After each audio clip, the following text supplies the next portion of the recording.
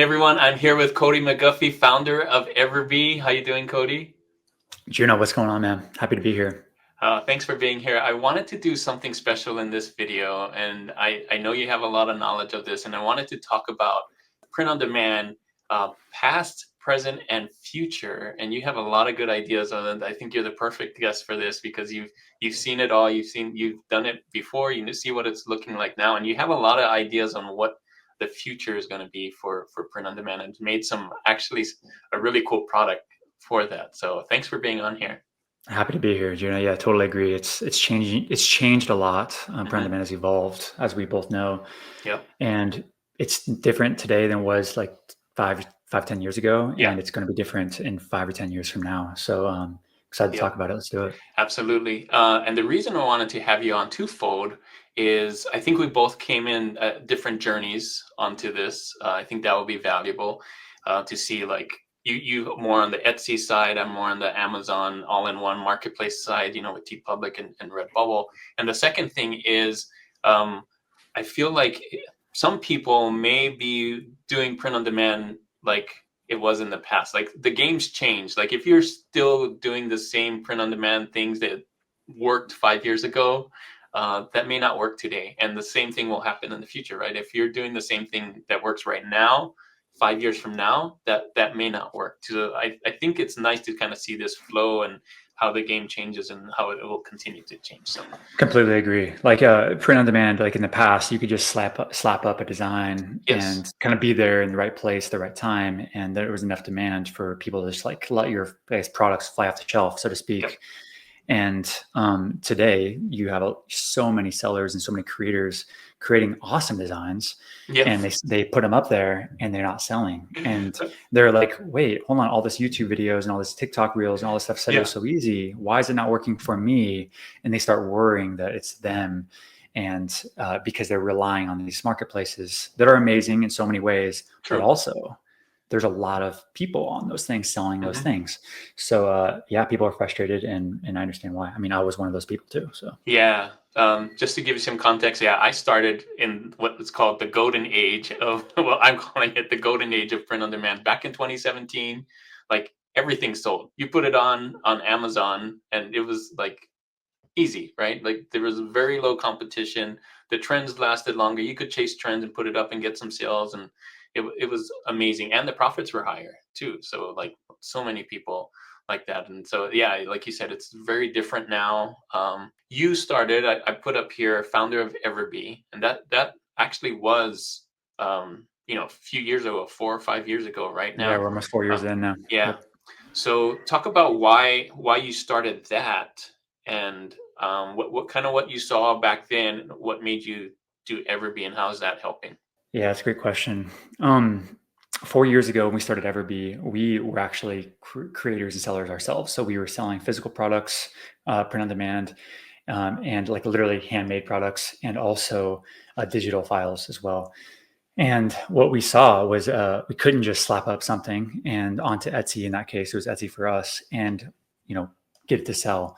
So what we did is we took a more analytical approach and said, okay, what if we can actually look at what's already on Etsy in this case, and we would understand, hey, which products are selling already, and we would do this literally. I would do this manually. This was the first version of EverBee. Is I simply just looked at products.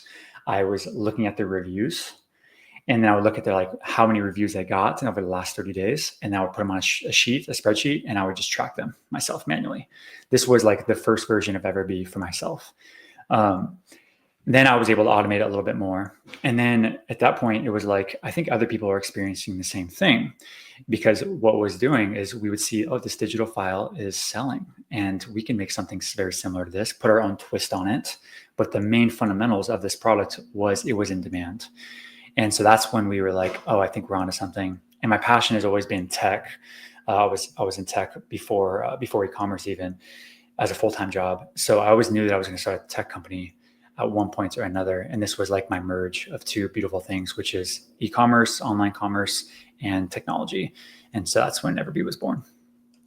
That's awesome. Thanks for sharing that. I think that was a game changer. Like you and I know there's others, like data was the game changer back then. Like because before when you first started, like I talked about in the past, like you would put up stuff, but we really didn't know until tools like EverBee came out on what to put on there. Like we were guessing and stuff, and now having that data really changed the game for print on demand. So that was really cool that EverBee's like part of that. So Yeah, thanks for that. It's been an evolution too, and it's going to continue to evolve. Like everybody's having yeah, to evolve too, like yeah, we're gonna with the talk data about and that. research, and yeah, and AI and all the stuff. So yeah, keep Yeah, going. so okay. So that's the past, kind of in the past, like Everbee, the data, selling made it easy, all of this stuff. So let's talk about like what works today. That used to work. I mean, Everbee still works, but some of the things that may not work today was is like not using data, right? Like just putting whatever on there and happen to get a sale. Some of the changes I'm seeing in the present right now is AI.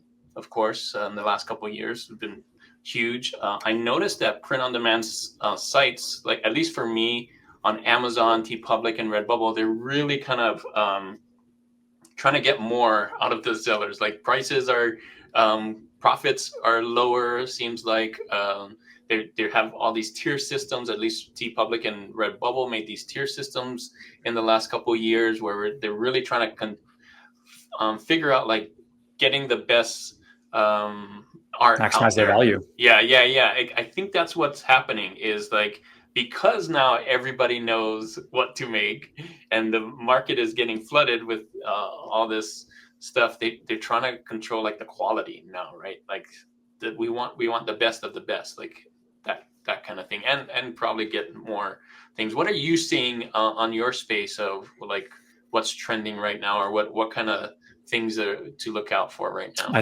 I see the same as you. I mean, marketplaces, they're a beautiful thing, right? Like, they are, they're, they bring traffic, they bring demand already to your product. That's the promise, right? And that's why we Hmm. go onto a marketplace. And that's the beautiful thing is when we're a creator, we're not necessarily a marketer, which is still true today. It's just getting harder and harder to stand out because there's a lot of other people who want that exact same thing. Hmm. And marketplaces, Etsy, Amazon, and so on, it's their land. Like Hmm. it's their property, and you're just renting on top of their property, and that's how it works. So if anytime they want to raise rents or they want to raise fees, they can do that. If they want to shut you down, guess what? They can do that. If they want to charge you a $10 a month or $20 a month subscription on top of the transaction fees, all that stuff, they can do that. Um, and if they want to hide their emails from your customer, their customer emails from you, you never want to touch their customer, they can do that. Those are all the trade-offs that you're making with selling on a marketplace. Yeah. But maybe you get traffic from them, maybe you get conversions, and a lot of times you do, and that's a beautiful thing. My stance is don't abandon marketplaces as your channel.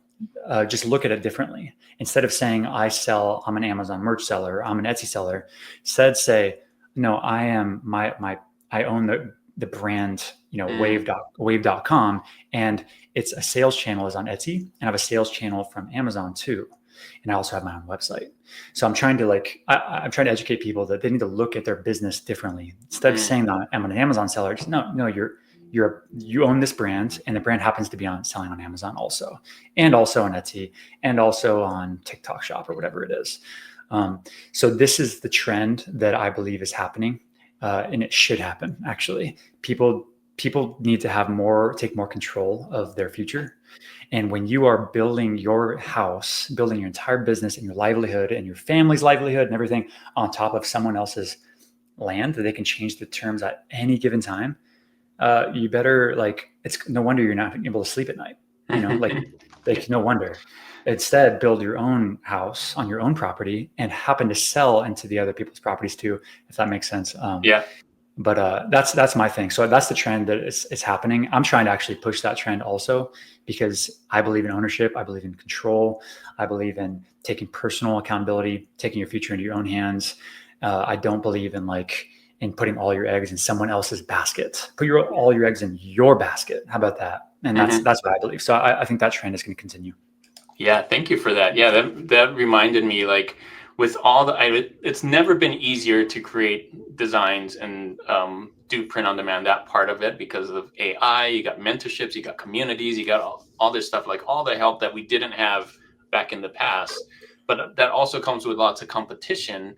And I feel like you're saying, one way to rise above the competition is to do your thing, to make you stand out, to make your brand kind of thing. And I think that's very smart And because, like, it's the personal relationship, yeah, right? Like people buy from people they like. It's yeah, an old adage. They've said it forever. And when I understand like that Juna is selling something, I have a personal relationship to Juna, and yep, even Juna could be selling like a fish T-shirt, and someone else selling a fish T-shirt. I'm going to buy from Juna. Like I want to support him.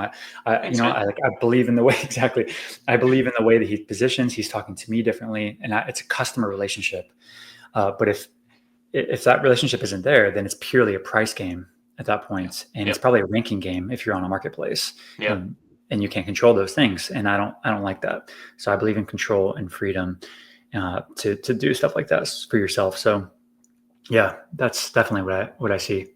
That's awesome. Okay, so now we talked about like the past, the present. We're looking towards the future. What are some things that you're doing? I want to talk about more about the product that you're working on, that kind of, you've seen it, and so that, just like you did with EverBee, you saw kind of the future and what it needs. What are you building right now? Can you share a little bit about that? Sure. Over the past years, I mean, EverBee as a company Yeah, serves over 900,000 creators across the world. So like literally in every country, people are using EverBee to make product decisions, to grow their brand, to grow their e-commerce store, to grow their life. That's what they're using. yeah, Typically, most of our creators are all marketplace sellers. Not all of them, but most of them are. They sell on Amazon, they sell on Etsy, and sometimes eBay and stuff like this. But Amazon and Etsy, they you eventually start to see success on a marketplace at some points, and you start to realize, oh wow, I'm building on someone else's land. Like hmm, I'm seeing suspensions happen, and you start to have a little bit of fear that creeps into your heart when you're sleeping at night. You're like, I just did $10,000 this month in revenue, and then next month you do the same thing, and the next month you do the same thing. Beautiful, right? And the reality is, though, is that eventually that same thing that got you excited is now holding you back because you're afraid that it's going to stop, because you don't know when you're going to get suspended, and you don't know when the ranking is going to change. And by the hmm, way, it always does. It hmm, always does. That's their job, is to tweak the algorithm to make it better and make it better and make it better for themselves, not for you as the creator. So, um, so the next step in that process, in that journey for a creator, for an entrepreneur, is to eventually have their own freedom. So that means they have to build their own sites, and they have to actually own the customer journey as well.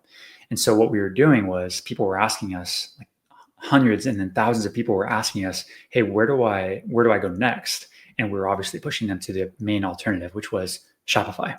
mm, Then what they would come back to us and say, I give up. I spent like a week trying to do Shopify, and I ended up having to like hire a freelancer, and it cost me $300.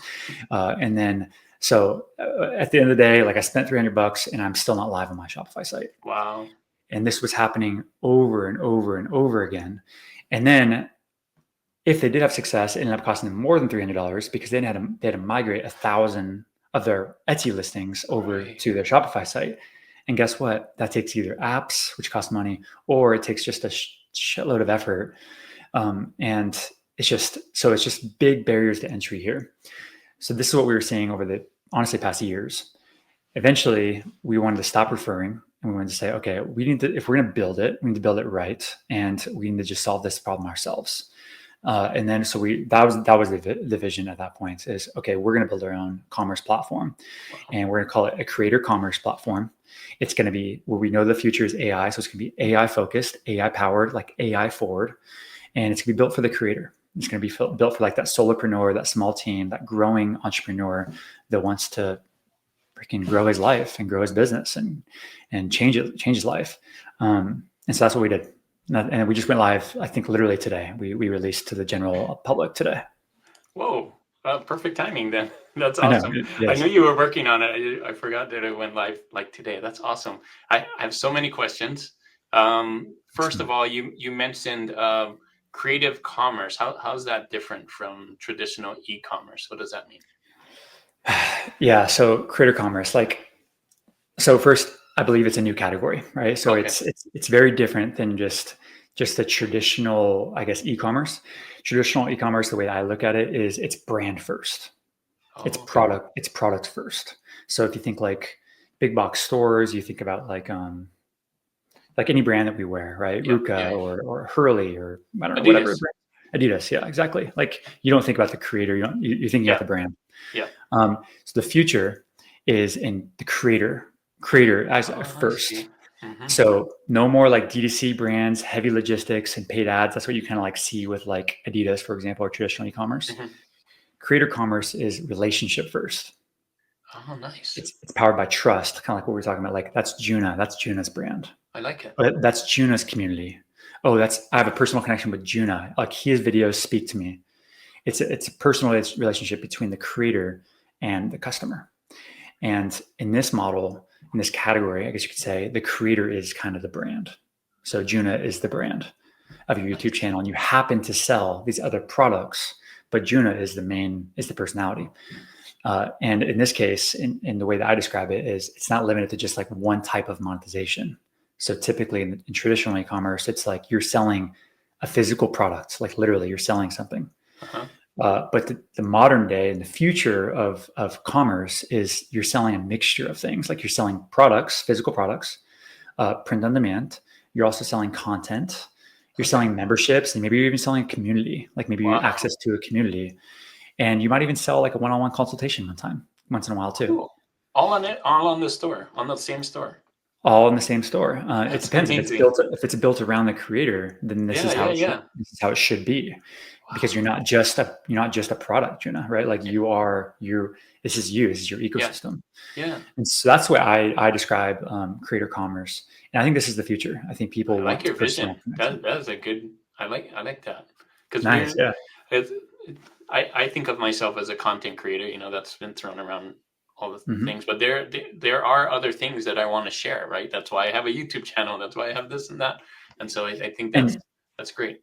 and today you actually feel restricted because you're Hmm. just like, oh, I need to stay in my lane, right? Hmm. Like Juna like Hmm. needs to stay like in my Yeah. content creator, or do I sell physical products, or do I sell like this other community too? And Yeah. like you And it's kind of like separated. Yeah. you have to usually buy a platform for this and buy a Yeah. platform from this, you have to buy a platform from this. So EverBee, what we're building is, and it's going to take time, but we've already kind of made a big chunk of it, is that creator commerce hub, that entire Right. ecosystem for like someone to power their entire business out of that thing. That's cool. So first, you can launch a store in under 10 minutes. Whoa, that's crazy. So that you This solved that problem with the Shopify people were saying it takes too long. I spent $300 and all this stuff, right? 100%, like that was the main thing that we wanted to Yeah. solve, because if someone can't actually get to selling, then they're nowhere. It's impossible for them to sell anything, right? Like Hmm. it just takes them too long. Anyone that's tried to start a Shopify store or a Wix store or Squarespace, you understand that like, oh, I got to like tinker with DNS settings, and then I have to like do this, like pick a template and a theme, and which theme should I select, and it's like all this stuff. Yeah.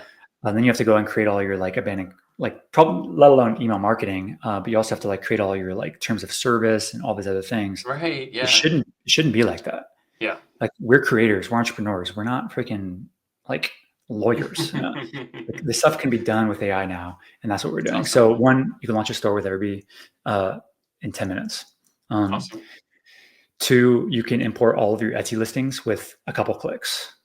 Like if you have Nice. a thousand listings or 10,000 Etsy listings, you can import all of them over to EverBee Store. Like literally just connect it and it's done. Um, That's awesome. it's it solves a major pain point for a lot of Yeah. people trying to scale off of Etsy. Right. Uh, Three, sell digital products, sell physical products, print on demand products, and subscriptions. Like we're moving to like you should be able to sell anything Wow. on your store. Four is email marketing.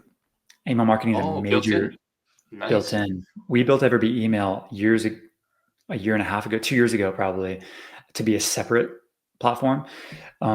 And so fortunately, we already had a lot of those learnings, and we just integrated it, very native integration into EverBee Store. So like literally when you have EverBee Store, you have also an entire email marketing platform built in that includes like all the welcome series and email, abandoned carts, all that stuff already dynamically set up for you. You literally don't have to do anything. It's like you just start with EverBee Store and it's already ready for you. That's cool. That's Um, amazing. there's some things. I mean, obviously a million other things, but definitely AI focused, and AI Nice. forward. I want to talk about a little bit about Printify. I use Printify, so I'm guessing that it just works with Printify, right? Yep, On there, the 100%. store. Yeah, Okay. yeah. Printify is our main, actually our only print-on-demand integration Oh, to I this didn't day. know that. So why did you pick Printify over the other ones? Similar to you, we probably 85% of our user base that sell print on demand use Printify. So it's like one of those things where we just follow what the customer really needs, our users really need, and we don't try to do anything too crazy. I mean, just serve them the best possible. And if they want Printify, let's get Printify. That's nice. Have you noticed, this is more a deep dive into Printify, and I don't know if you can share this or not, but I'm sure that you have people testing it and things like that. Besides T-shirts, what other Printify products have you been seeing on maybe even on Etsy or with the new store thing? Is it all Dude, over the map? it's all over the map for sure. Wow. T-shirts still win though. Like it's Yeah. interesting how like apparel just like dominates this print on demand category so Yeah. well. Uh, so like so there's that. But I'm really excited about the future of print on demand because if you think about it, like what can't be printed on demand? Hmm. Like That's you're true. seeing shower curtains now, you're seeing rugs, you're seeing like it's going to be gym equipment, right? If it's not already, I'm just looking around, journals. It's going to be so many cool things. So as long as the manufacturers can continue to like lean in, which they are, by the way, a lot of manufacturers in the US at least are like leaning into print on demand more and more, even the old school manufacturers. So it's going to continue. The catalog of print on demand is going to continue to expand. So it's really exciting for the print on demand community, but also really exciting for like Printify and Printfuls of the world. Like they're going to be able to offer more stuff to their people. That's awesome. All right. Perfect. This is great. I love your vision. That's why I wanted to have you on because I think you have like this, I don't know, just the way to see what's coming up ahead and then build for it. Like help us, kind of win in the print on demand space. You started with EverBee and now you have the store, and then like you have this like this long term view of what needs to happen and how to make it happen. So that's so awesome to have you on, man. I got two questions more. Oh yeah, please hit me. For someone starting print on demand in 2025, what's one thing you recommend they focus on first? If I am starting a brand new print on demand business, if I decided, okay, I'm going to build an online business today and I'm choosing print on demand as my option. One, I think it's a great idea because print on demand is so much opportunity, a lot of catalog, low inventory, very, very low risk. The future is bright for print on demand. What I would focus on then is who do I really, really, really want to serve? Like the type of person. What do I want to be talking about on a daily basis? What do I want to be thinking about on a daily basis? What category, what person can I truly be obsessed with, for the next 5 years? And I would really try to do like a lot of thoughtful exercises about like, what is this? Is this nurses? Is this teachers? Is this fitness people? Is this thoughtful, deep thinkers, meditation? Like, what category do I really want to spend the next 5 years of my life thinking about and doing, obsessing about? And then I would kind of narrow in on one.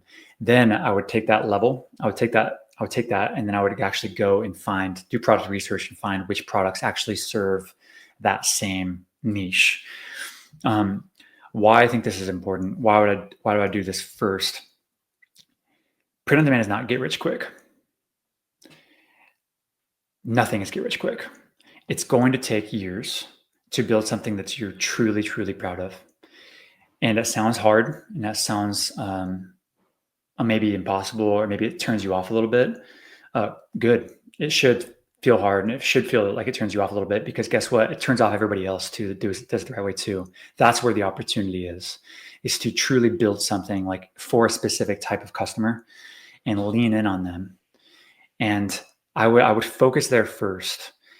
The product, they're all going to be there to serve that niche. You have the platforms, the content platforms, YouTube, TikTok, etc., all to lean in on the content side of things if you want to do that. but I would focus on a specific type of customer you can obsess with over the next 5 years. And if you do this and you don't give up, you will 100% win, guaranteed. And I say that with so much confidence because 99.8% of people that are your competitors are not going to do those things.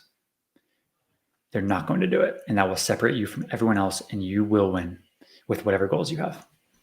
That's awesome. That's a great way to close. I thank you. I love how you focused on the audience instead of just let's make designs, because I think that's right. That's the right direction to go. That's the future. And in fact, that was what works right now too. So thanks for sharing all of that. The last thing is, where can people try out the EverBee store that you talked about or connect with you? What's the best way to do that? Perfect. Yeah, so the best place to follow up or to kind of follow our journey is to go to everbee.io/store. Okay. That's a link that would take you directly to EverBee Store, or you can just go to everbee.io, and when you onboard and stuff, you have the ability to like log into EverBee Store and to sign up there too. That's that. As far as YouTube, I think it's Hello EverBee is our channel name. Yeah, I have it Channel right name. there on the bottom. Yeah, perfect. It's completely free, and we go live every week, and Leslie does a great job of leading that, and we have such an awesome community that just literally for free, it's all there for you, talking about stuff. Get to hang out with people like you. I have a personal YouTube channel too that all I do is repurpose my podcasts onto my personal channel. Nice. Okay. Just Cody McGuffey, just how it spells. Okay. We just started publishing our podcast episodes like 6 months ago. Nice. So we'll probably be focusing on that. I'm not sure if I'm going to do long form videos myself or not. I know it's a lot of work. Yeah, it is. You're busy, man. Yeah, it's. I respect that a lot. And then we have the podcast, Built Online podcast. Wow. Is we go live every single week, or not go live. We publish a podcast every single week with online business builders, talking about like anywhere ranging from people going from their first $0 to $1,000 in sales, or we go from like 0 to a $5 million, $50 million exit sometimes. So we have a good range of entrepreneurial spirit and over there, Built Online podcast. That's awesome. Well, thanks so much for sharing your knowledge with us. It's always great to have you on, man. I love hearing your vision and your thoughts. And until next time, man, make sure everybody goes to everbee.io and /store and see all of it. And as always, guys, keep creating and keep learning. We'll see you on the next one. Bye. Thanks, Sheena. See you.